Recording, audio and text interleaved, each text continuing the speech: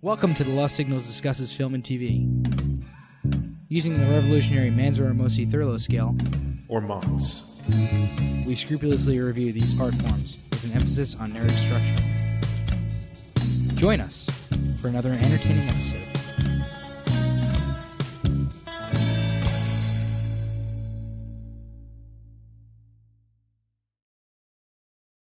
Hello, and welcome back to the Lost Signals Discusses Film and TV. I am your host, Steve Ramosi, today joined by Jonathan E. Manzer. I think it's cinema versus television. Sure. We'll have to discuss further. We are making big changes here at the Lost Signals. Rich Perry. Thank you for having me. And Scott Thurlow. No, you're both wrong about it, and I'm about to tell you why. Oh, I can't wait. So today we're not doing a movie review as we normally do. We're talking about... we are literally discussing film and something TV. Plus TV. Exactly. Something that's going on in the industry right now. The old man, Steven Spielberg, yelling at the cloud of Netflix. And basically the idea is that Spielberg thinks that Netflix movies are basically direct-to-TV movies in the same way they shouldn't be eligible for awards. Specifically Oscars or other awards, right. too. No, he did say they should be good up for, like, whatever the Emmys, yeah. He thinks that they should be treated in the same way as TV itself, movies, like, the movie of the week from Bravo or whatever. But my argument is certainly not going to be that, so... we're going to start with Spielberg. I'm going to talk about a couple other things throughout the episode today, but let's start with that and what you guys think of what's going on with Spielberg bad-mouthing Netflix, basically, to up the theater revenues, I guess. Goody. I am not here to defend Steven Spielberg. I'm here to defend the integrity of precedent and cinema. Because... HBO, which makes its own films, its own television shows, when they produce a great movie, that movie goes to the television movies. And I think that throughout, there has always been this divide between the film that comes out in the theaters and necessarily, granted it's not streaming services is the new iteration of it, but it is inherently kind of a television studio. So whether he's right or wrong about the quality of these films, I would say the precedent is against Netflix and other streaming services. Sure. Well, let me ask this question first. What's the last HBO movie that you think is Oscar worthy or any award worthy? What's that tennis? Andy Sandberg.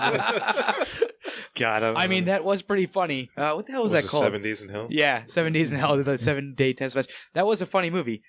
I don't know if it's Oscar worthy, but fair enough. I would argue that if that movie was Oscar worthy, I think it should be able to be up for an Oscar. Anyway, Scott, my argument is Spielberg sucks. Like, that's taking that to its logical extreme. I just think, all right, actually, and more serious, here's two things. The format of Netflix and streaming services is fairly recent, like fairly new, right? It's not quite a 1-to-1 ratio of how it was like back in the day, like 60, 70, leading up to any time before we had this technology.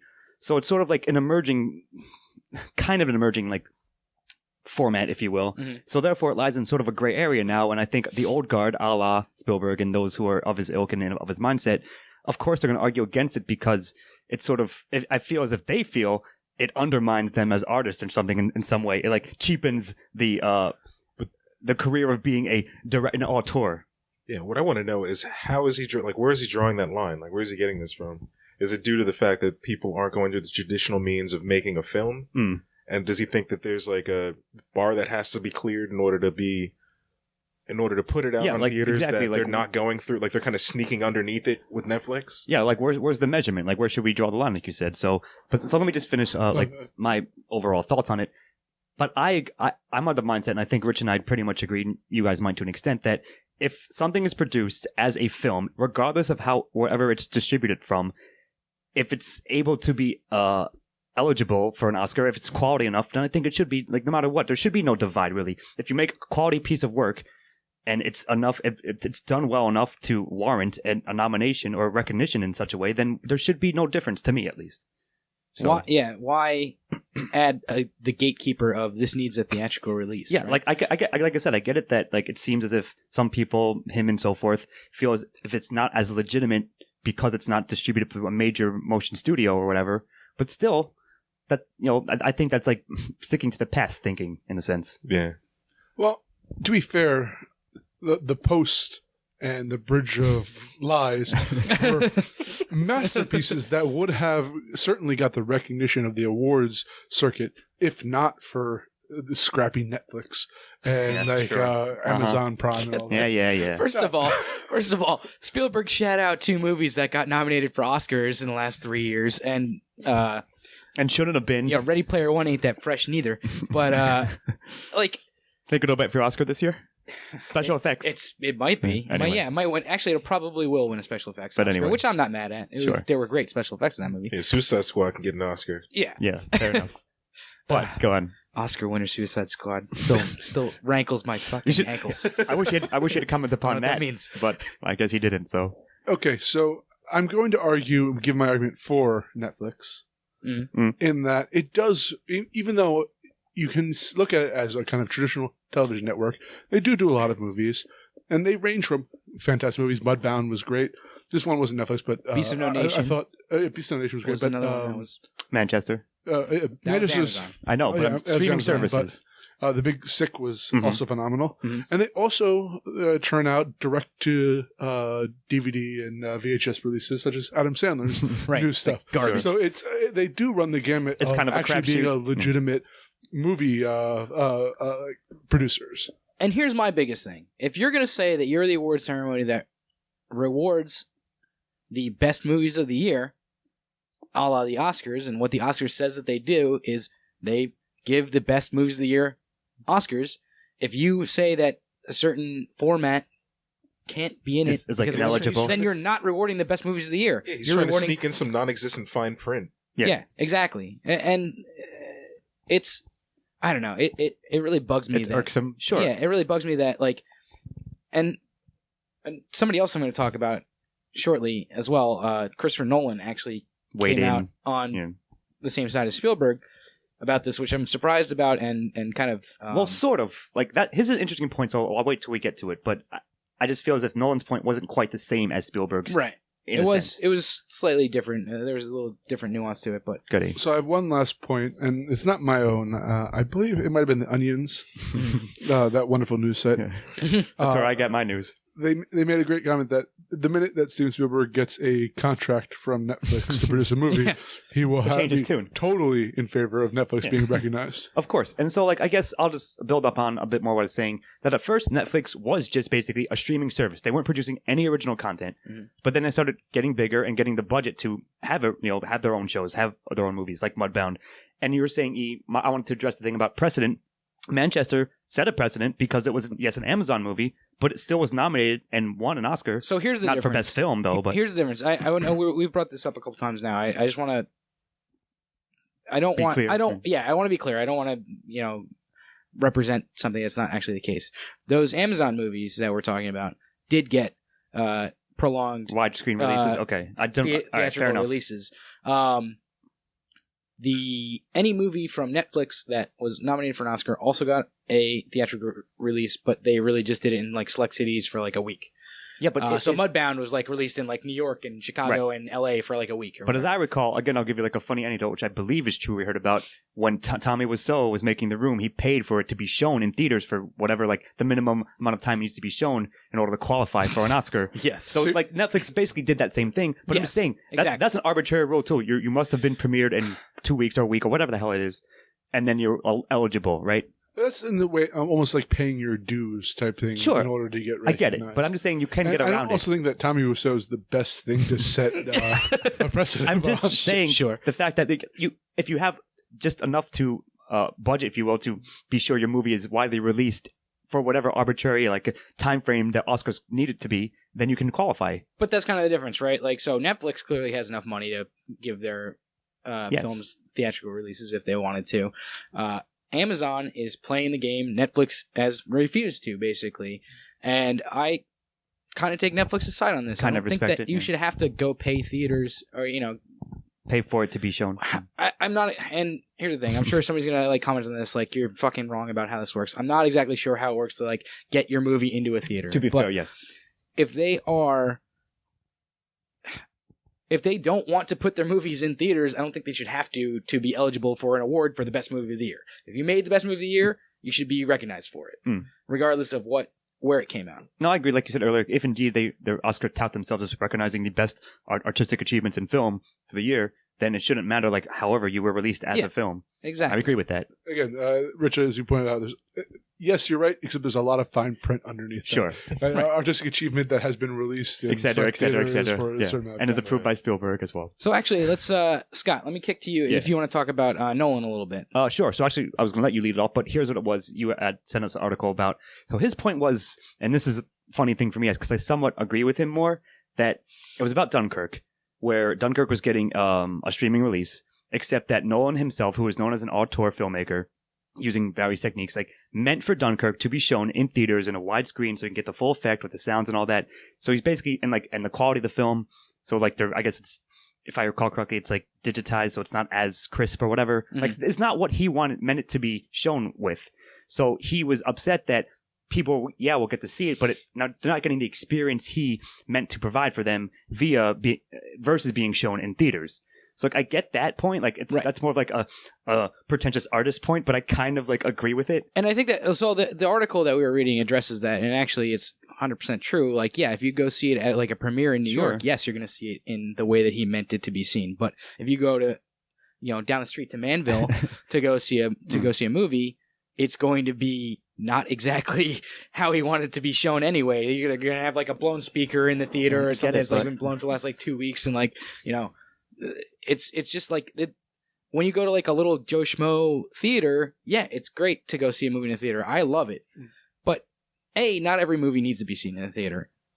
There are some, like Dunkirk, that are meant to, they're designed for that reason. And, like, there's nothing wrong with making a movie to be seen in a theater, but I think there is something wrong with, like, trying to gatekeep, this is a better movie because it was made this way. When I think you should let the committee, whoever decide, the Oscar committee decide, or, whatever award show you're doing, decide, hey, maybe this wasn't made on whatever, in this specific way, or, like, made to be seen on IMAX or whatever, but, like, it's still a better movie, narratively. I don't think that's should be the gatekeeper of, like, what wins an award, and I basically agree with that. So go ahead.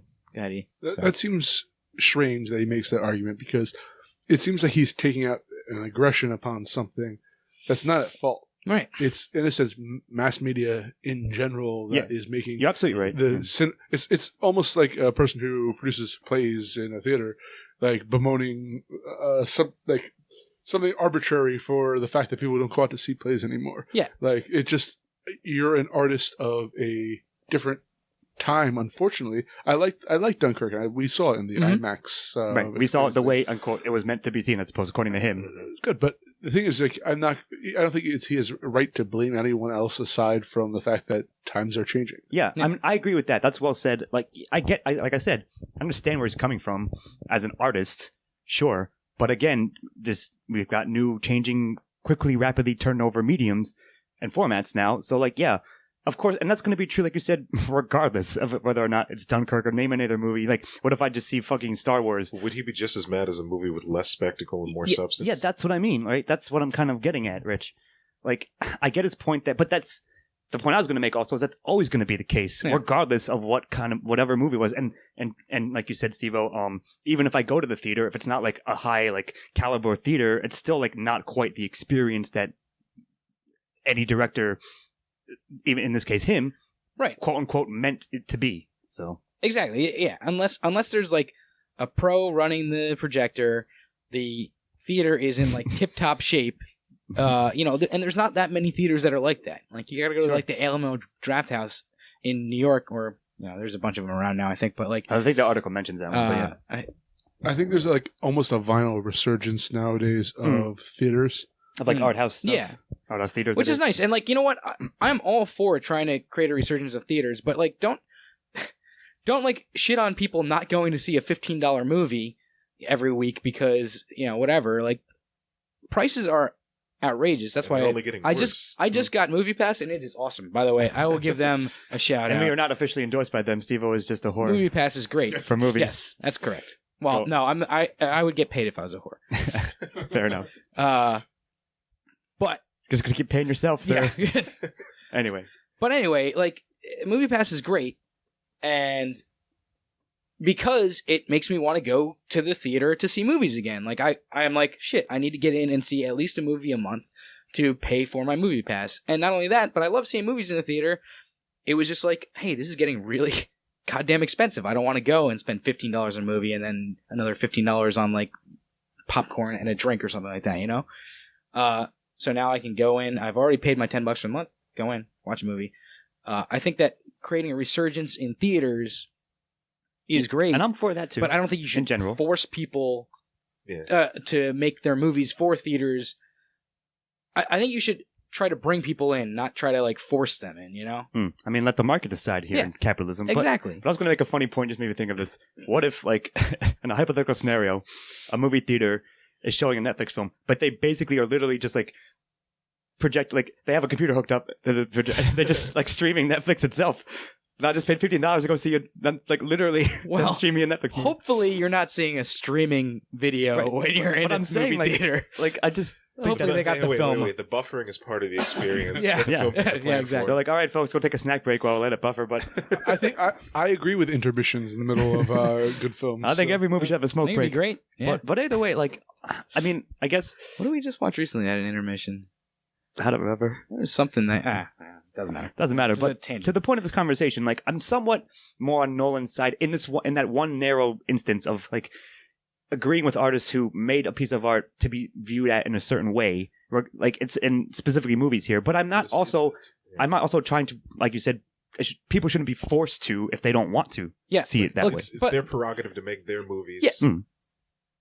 Go on, please. It's his prerogative to make his movies like that. He should not be tearing down somebody who didn't want to who didn't feel that their story was needed to be made that way in order to be enjoyed. Yeah, exactly. Sure. And a lot of different movies get made a lot of different ways, and there are some people who go in on like all the fancy shit. And Nolan obviously is one of those guys. He's clearly loves being a filmmaker. He's pretty freaking good at it, I think. Although I'm hot and cold on Nolan movies these days, but like whatever. Still, you can agree that he knows what he's doing when he's making a film and has the chops to do it. And if he wants to make a damn movie that cost $1 bajillion because he uses special film and like a special camera or whatever, that's cool. And it's not like theaters are fucking turning Christopher Nolan away. Like, no, man, you got to take that shit to Netflix. Like, he's gonna be able to put movies in theaters as long as he freaking wants to. Sure. I'm sorry, Steve. I think you're missing the point of what he's trying to say. He's going to enjoy the experience of being a pretentious movie snob. No one makes art like I do. Yeah, that's what I'm saying. No one's trying to stop him from being a pretentious bastard. I think you are right now. Nolan, if you're right. watching this somehow, continue doing you, complain as much as you want. He wouldn't be because it's not being shown in the theater. But like back, so I'm saying like I disagree with Spielberg way more than I do with Nolan on the broad points for sure. But like I think we all somewhat agree. I mean, you guys tell me if you don't, that it shouldn't matter what format your movie is released in, as long as it's quality enough and is like there's some kind of like Oscar board or whatever it may be, like the official critical judges who say these are the movies that were the best of the year, no matter how they were released or where or when. Yeah, I think that is basically the main point. If you are going to say that you are running an award ceremony that awards the best movies, your top prize, you can't cut movies out from like contention. Maybe he's complaining about the amount of work that's going to go into watching all of these other movies. Maybe he's just that lazy. They don't watch all the fucking Oscar judges. Don't watch all the Oscar movies. That is so, that's already been true, Rich. Yeah, it's fucking. the Oscars are kind of bullshit anyway. That's a whole other conversation. But if we're going to have something like the Oscars, then they should, again, recognize the films that were the best films, like I said, regardless. And sure, like maybe, perhaps, you'll see it change even where Netflix has a subsection where it's just Netflix movies. And then they have a streaming part of it or whatever. You know, then they have like their shows or whatever. I mean, I doubt it. They maybe, but they kind of already do. Like, they kind of already have like Netflix original, like, I'm just saying, all over the we thing might see it evolve in some way. There's a problem with the release, the way they release stuff that I have. What's that? Where, like, a lot of the times they'll have, like, new shows or movies released either at the same time or, like, one right after the other. Mm. And, like, it just gets lost. Yeah. And all of the content that they're putting out. Yeah, that it is. I mean, but they're putting out a ton of shit. Like, but that's kind of the trap you sort of went into, like, you have a high demand, but you're just like putting in all the stuff, and so therefore you get the things like the Adam Sandler movies where they're just like they throw every it's like Steam with Valve. But just throw every motherfucking thing out there, and like some of it's going to be good, but by default, by law of averages, some of it ain't. There's like 3 new shows that I wanted to watch that like dropped around this, I think the same weekend. I was like, so they just like avalanche you. You just don't want to watch any of them at that point, right? Right. No, like, I get that, but I'm just saying if they release like 3 like Mudbound style movies. No matter when or how, like, sure, it might be annoying if they release them all in one weekend. If they do, like, one, like, Mudbound style movie a month, I'm cool with that. Like, at least split it up that way.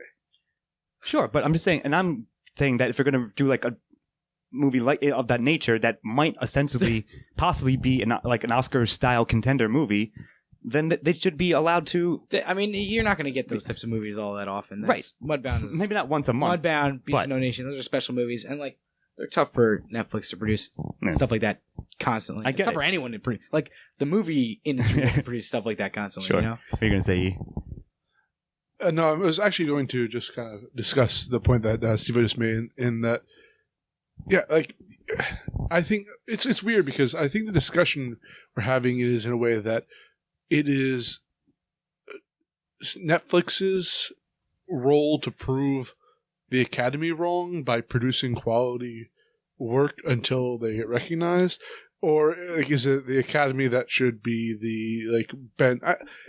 It's an interesting kind of like we're having this kind of like dual conversation there, which I think is an interesting point.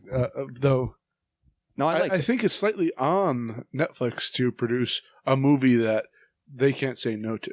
I like that. That's really well said, and so let's explore that for a bit. So. My answer to that would be it's a little of both. It's both of them need to somewhat compromise, perhaps. Yeah, maybe it's on the onus is on Netflix to say, listen, we're doing some quality work here in films, and we deserve to be recognized. And the Oscars have to say, okay, we agree. Well, we won't just disregard you out of hand because you're Netflix or because you're a streaming service. Well, Netflix has said that, and they have produced at least 2 movies that I think undeniably were 2 of the better movies of those 2 years. And, I've mentioned them a couple times. I understand. Mudbound from last year and Beast of No Nation from 2015, I want to say. And, like, those movies, to me, should have been Oscar movies. Now, maybe other people would disagree, but I can guarantee that I can name movies that were nominated for Oscars that were much worse than both of those movies. Sure. I mean, absolutely. You're right. In the same years that they came out. So, is that just the Academy saying, hey, you need to be, like, the best movie of the year by, like, double in order for us to even look at you? And, like, that's completely ridiculous, too. No, I get what you're saying, yeah. I mean, agree. Like, I don't know if we all agree, but... I agree with that, at least, that point. I thought that Mudbound should have been nominated for an Oscar. I did. It was one of my snubs, and one of Morgan's Oscar snubs when we had our buddy, our film expert, Morgan, on. I don't know if you agree with that, Ian, but... I have to think about that. I think it was probably my 4th or 5th favorite movie of the year. Well, my argument was this. Maybe to convince you. I said, obviously, the Post could go away from the Oscar noms, and they could put Mudbound there easily. And it's look. I'm sorry. I was going to save this for my closing, but the problem is Netflix doesn't have Tom Hanks and Meryl Streep in a movie together to prove that they're serious filmmakers. Yeah. So I guess they got Will Smith right now, so that's a step in the right direction. Will Smith is no Meryl Streep. How many times has Will Smith been nominated for an Oscar? I'm not sure. I believe it's 0. But did he get nominated for Muhammad Ali? I don't know. He might have, but I don't remember. It's possible. He's done a couple movies that possibly got nominated for. But regardless, like, I don't know, man, like, to answer the question that you just brought up, we're going to have to see. Maybe perhaps like the market will decide, because think of it this way then, another hypothetical scenario. So Netflix puts out an Mudbound-esque movie, and everyone agrees it's like really, it's Oscar-worthy in a sense. And it gathers so much like buzz, both I guess publicly and from a certain pool of critics, I suppose, that it's almost, they can't ignore it. Like everyone would sort of lose, sort of, how should I put this? The Oscars themselves would lose credibility because they ignored such a quality film, just because it was not a wide release format, not a theater format. So here's an interesting thing about that. I think that in order to do something like that, they would need to create a movie that was A, like one of the best movies of the year, and B, Sure. A huge like financial success. Yeah, that's what I mean. That's the And hypothetical case I'm giving you. If you look at the biggest movies of the last few years, They're all Avengers. They're They're all all- Marvel shit.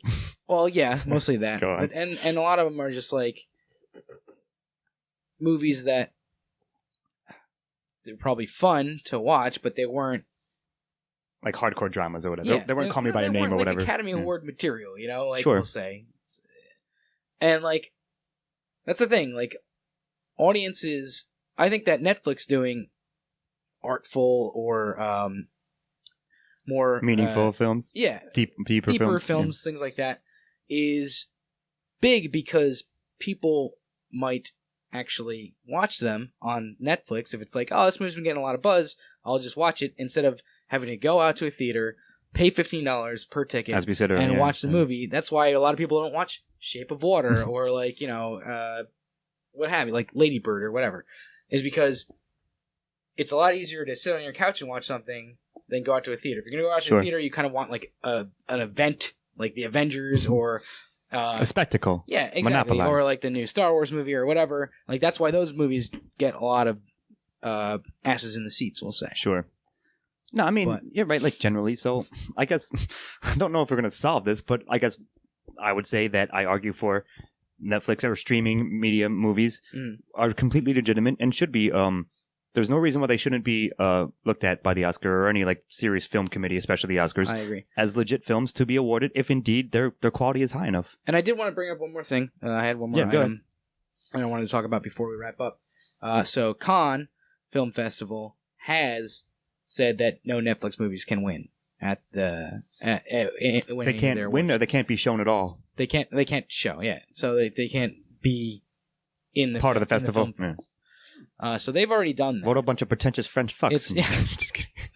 Go on. So like it's interesting. It'll be interesting to like keep tabs on where that's going to go. But I don't know if you guys have any I actually didn't- thoughts on that. Or... I actually didn't know that. I'm not for it. I disagree with it. Mm. Like I guess Con can put whatever rules they want. Sure. I feel as if a bit of the old guard is trying to like preserve their muster. Like we embody. We are going to draw the line because we represent these sort of old style, like the real filmmakers and everyone, all those other pop culture trash bullshit filmmakers are not invited. Like I get it, but Big theater is trying to shut us down. yeah, Trying to shut Netflix down. trying to shut us down. Knew it. But I don't agree with it. Perhaps there might come a point when they're pressured in some way, shape, or form to change their rules. That's surely going to happen. And they have said like they're open to modifying that, but as of right now, they're not accepting Netflix entries, which I think kind of sucks. No, I agree. It's a bullshit. It's a click pretty much. So, But I don't know. So you got anything else I specific? think we talked about most of the stuff that I wanted to discuss. Does anybody else have anything else that they want to No, I mean talk about? nothing specific, but certainly to something like I said to sort of keep an eye on because it's still sort of going through growing pains in a sense, if you will.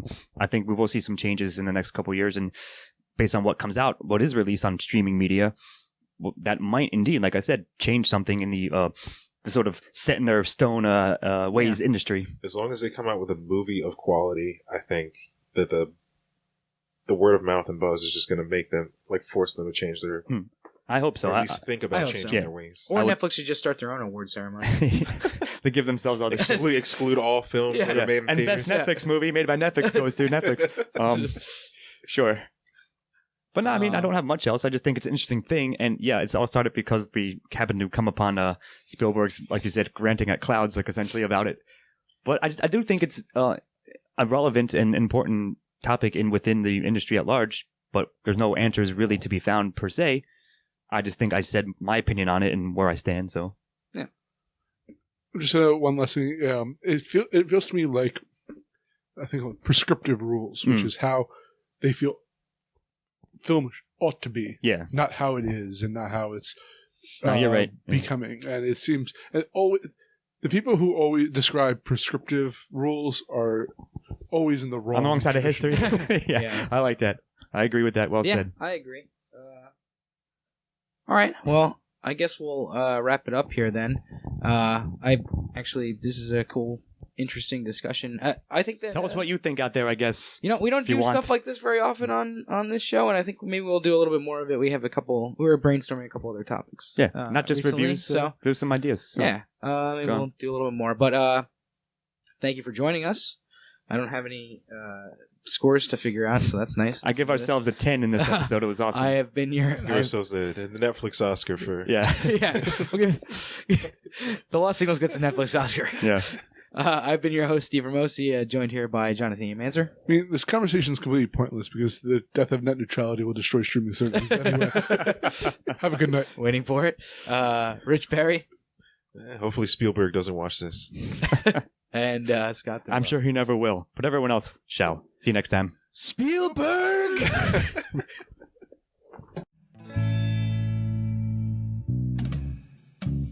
Editing and engineering by Scott Thurlow. Music by Christopher Morgan. Check us out on YouTube and iTunes for the shows, and on Facebook and Twitter for updates. Or mods?